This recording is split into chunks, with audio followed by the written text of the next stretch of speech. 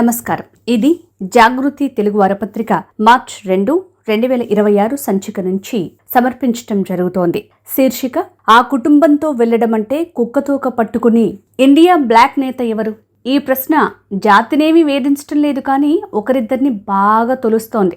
మళ్ళీ వాళ్ళిద్దరిలో ఎవరి బాధ వారిది. అందులో తమిళనాడు ఉప ముఖ్యమంత్రి ఉదయనిధి స్టాలిన్ అనే వీర తమిళుడు, శూర హిందూ వ్యతిరేకి ఒకరు. రెండో వారు మలయాళీయే అయినా ఏనాడు అక్కడ నివసించని మణిశంకర్ అయ్యర్ అనే వ్యర్థజీవి. వీర సావర్కర్ని దూషించటమే కాదు, నరేంద్ర మోడీని టీ అమ్ముకునేవాడని విమర్శించిన కుసంస్కారి. త్వరలో ఎన్నికలకు వెళ్లబోతోన్న తమిళనాడులో ఇప్పుడు ఉదయనిధి ఇలాంటి వాదన ఎందుకు తెరమీదికి తీసుకొచ్చారు? అలాగే ఖాళీ అయిపోయి కాళ్లు బారజాపుకుని కూర్చున్న మణిశంకర్ కూడా అదే విషయాన్ని తెరమీదకు ఎందుకు లాక్కొచ్చారు? ఉదయనిధి బాధ బహుశా ఎంతకాలమని ఉప ముఖ్యమంత్రిగా ఉండిపోతారు? తండ్రి ఆ కుర్చీ ఖాళీ చేస్తేనే కదా ప్రజాస్వామ్యం కోసం పాటుపడుతున్న ఆయన అధిరోహించగలిగేది. కాబట్టి జూనియర్ స్టాలిన్ చక్కగా తేల్చేశారు. తన తండ్రి స్టాలిన్ తమిళనాడుకు ఎలాగో సమర్థుడైన నాయకుడు, అదనంగా దేశానికి నాయకత్వం వహించగల సామర్థ్యం కూడా సంతరించుకున్నాడని జాతికి ఎరుకపరిచాడాయన.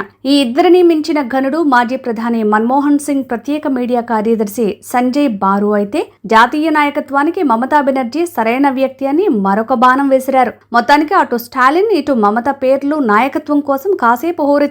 ఈ హోరులో ఎగిరిపోయిన పేర్లు రెండు. రాహుల్ గాంధీ, ఆయన అపూర్వ సహోదరి, రెండు ఇంటి పేర్ల ప్రియాంక గాంధీ వాద్రా. ఫిబ్రవరి 23న ఉదయనిధి తన తండ్రిని జాతీయ బరిలోకి నెట్టేశారు. దీంతో ఒక్కసారిగా ఇండి కూటమిలో కదలిక లాంటిది రాక తప్పలేదు. ఉదయనిధి కోయంబత్తూరులో మాట్లాడుతూ, మా నాన్న నాయకుడు, ఆయన తమిళనాడుకు ఎలాగూ మార్గదర్శకుడే, కానీ యావత్ భారతదేశానికి కూడా నాయకత్వం వహించగల సత్తా ఆయనకే ఉంది అన్నారు. బీజేపీ మీద ప్రజాస్వామ్య పోరాటానికి నాన్నగారే నాయకత్వం వహించాలని కొంతమంది ప్రతిపక్ష రాజకీయవేత్తలు విపరీతంగా అభిప్రాయపడుతున్నారని కూడా చెప్పారాయన. ప్రస్తుతం అసెంబ్లీ ఎన్నికల్లో సీట్ల పంపకానికి సంబంధించి కాంగ్రెస్ తో చర్చలు జరుగుతున్న సమయంలో ఉదయనిధి ఈ మాట అనటం చాలా ప్రశ్నలకు తావిస్తోంది. నిజానికి సీట్ల పంపకం అన్నంత గౌరవప్రదమైన మాట ఇక్కడ అవసరం లేదు కదా అని చాలా మంది నిట్టూర్చొచ్చు. దీన్ని కాదనలేం.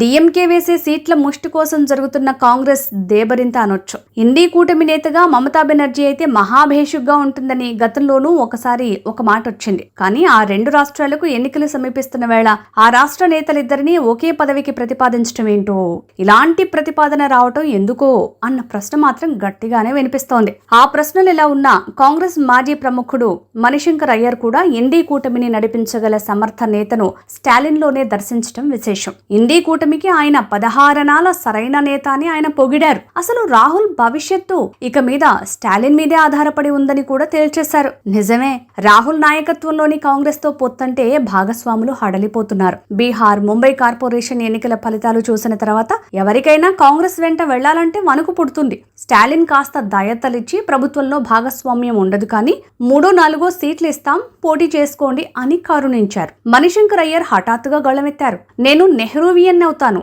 ఇందిరావియన్ని అవుతాను, రాజువియన్ని అన్నా సంతోషమే, కానీ ఖచ్చితంగా రాహుల్ వియన్ని మాత్రం కాదు అని కుండ బదులు కొట్టేసి మరీ చెప్పారు. 2029 ఎన్నికల్లో బీజేపీతో పోరాటానికి స్టాలిన్ వినా మరో నేత ఎవరూ లేరని అయ్యర్ ఢంకా బజాయించారు. ఇక్కడ గమనించాల్సిన అంశం ఒకటి ఉంది. ఉదయనిధి స్టాలిన్ చెప్పేదే తన తండ్రి జాతీయ నాయకత్వానికి ఉన్న తిరుగులేని అర్హత. దాంతో వచ్చే ఫలితంలో ఎవరికీ వాటా ఉండదు. కానీ మణిశంకర్ దృష్టి వేరు.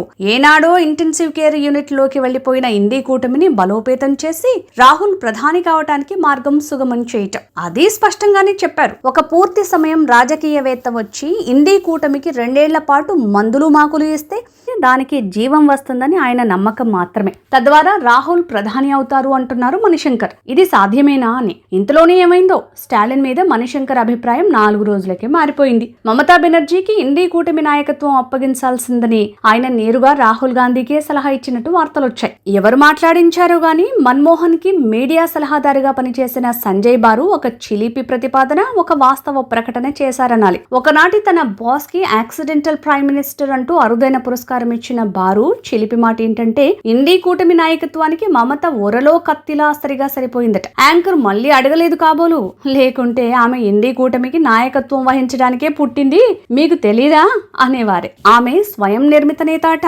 ఇక వాస్తవ ప్రకటన. అలనాడు సోనియా గాంధీ, మన్మోహన్ మన్మోహన్ సింగ్ ద్వయం గురించి చెప్పగానే విజయం తన్నుకుంటూ వచ్చి ఒళ్ళో వాలినట్టు ఇవాళ మల్లికార్జున ఖర్గే రాహుల్ ద్వయం అన్న నినాదం వినిపిస్తే అలాంటిదేమీ జరగదని అంగీకరించారు. మరొక తర్కం కూడా బారు జాతి ముందు పెట్టారు.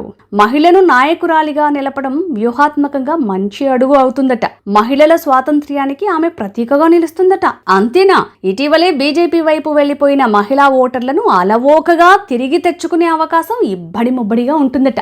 మణిశంకర్ చెప్పిన ఇంకొన్ని విషయాలున్నాయి. వాటిని వదిలిపెట్టడం న్యాయం కాదు. ఆయన్ని కాంగ్రెస్ గతంలోనే బహిష్కరించింది. నరేంద్ర మోడీని టీ అమ్ముకునేవాడు దేశానికి ప్రధానేంటి వంటి పచ్చి పొగరబోతు వ్యాఖ్యలు చేసిన వాడే ఈ మణిశంకర్. కాబట్టి ఇప్పుడు రాహుల్ ను తిట్టినా, స్టాలిన్ ను ఆకాశానికి ఎత్తేసినా తనకేమీ అభ్యంతరం లేదని కాంగ్రెస్ నాయకులు చెప్తున్నారు. కానీ గాంధీ నెహ్రూ కుటుంబం అంటే ప్రాణం ఇచ్చేస్తామని చెప్పుకునేవారు అక్కడక్కడ ఇంకా ఉన్నారు. అందులో కేరళకే చెందిన రమేష్ చిన్నితల ఒకరు. ఆయన మణిశంకర్ ని అదో కిరాయి గొంతు అని ఈసడించారు. మణిశంకర్ వంటి వారు కాలం చెల్లిన నాయకులు. వాళ్ళకి ఇప్పుడు విలువే లేదు, పార్టీలో అసలు స్థానమే లేదని చెన్నితల అన్నారు. మణిశంకర్ మీద కాంగ్రెస్ మండిపాటుకు ఇంకొక కారణం కూడా ఉంది.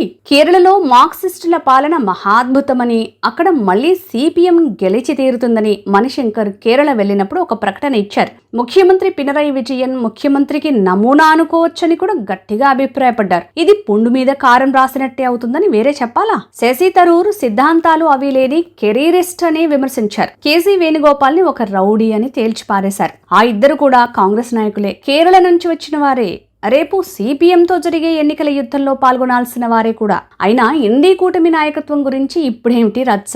అసలు కూటమి నేతల సమావేశం ఏమైనా జరిగిందా? అక్కడ ఎవరినైనా నాయకుడంటూ దండేసి చూపించారా అని ప్రశ్నిస్తున్నారు జమ్మూ కాశ్మీర్ ముఖ్యమంత్రి ఉమర్ అబ్దుల్లా. ఖేలో ఇండియా పేరుతో ప్రస్తుతం గుల్మార్గులో జరుగుతున్న ఆటల పోటీ కోసం వచ్చిన ఉమర్ మధ్యలో ఖాళీ స్థలంలో విలేకరులు ఎవరినో ఈ మాట అడిగారు. మమతా బెనర్జీ పేరు ఎక్కడ, ఎవరు, ఎలా చెప్పారు అని కూడా ఆయన ప్రశ్నించారు. రాహుల్ మీద ప్రత్యక్షంగా ప్రశంసలు కురిపించి పరోక్షంగా కోపాన్ని కూడా చక్కగా వ్యక్తం చేశారు ఉమర్. మణిశంకర్ అయ్యర్ తన సొంత అభిప్రాయం ఏదో అది వెల్లడించారు. దానిని ఎవరైనా ఎలా ఆపగలం అని ఎలాంటి శషబిషలు లేకుండానే అన్నారు ఆయన. ఇది లోపలున్న కోపాన్నే తెలియజేస్తుంది. ఇంకా నాయకుడు ఎవరు అన్నది అంతిమంగా నిర్ణయించేది ఇండి కూటమి నేతలు. అలా నిర్ణయించిన నేతను అంతా ఆమోదించాల్సిందేనని ఉమర్ తీర్పు కూడా ఇచ్చేశారు. కానీ రాహుల్ విపక్ష నేతగా అద్భుతంగా రాణిస్తున్నారని, ఎవరైనా ఆ పాత్ర నుంచి ఇంకా ఏం ఆశించగలరని కూడా అన్నారు ఉమర్. ఇది ప్రశంసే కదా. బీజేపీని కలలో కూడా వదిలిపెట్టకుండా విమర్శించేవారు ఎవరు అంటే అది రాహుల్. బీజేపీని కలలోనూ వ్యతిరేకించే వ్యక్తి ఎవరైనా ఉంటే అది రాహుల్ మాత్రమే. ప్రతి విషయంలోనూ ప్రభుత్వాన్ని లక్ష్యంగా చేసుకుంటున్న విపక్ష నేత ఎవరు అంటే రాహుల్ ఒక్కడే అని ఉమర్ తీవ్ర స్థాయిలో విమర్శలు కురిపించారు. ఇన్నాళ్లకు ఒక వాస్తవం విపక్షాలకు అర్థమవుతున్నట్టుంది. గాంధీ నెహ్రూ కుటుంబాన్ని పట్టుకుని వెళ్లడం అంటే కుక్కతోక పట్టుకుని గోదావరి ఈదడవేనన్న పరమ సత్యమేదో వారి బుద్ధి యందు జనిస్తున్న సూచనలు పొడచూపుతున్నాయి. అంతవరకు చెప్పుకోవచ్చు. ఇది దేశానికి గొప్ప శుభ పరిణామం కావాలని ఆశిద్దాం. ఇది జాగృతి తెలుగు వారపత్రిక మార్చ్ 2, 2024 సంచిక నుంచి సమర్పించడం జరిగింది. శీర్షిక ఆ కుటుంబంతో వెళ్లడం అంటే కుక్కతోక పట్టుకుని. నమస్కారం.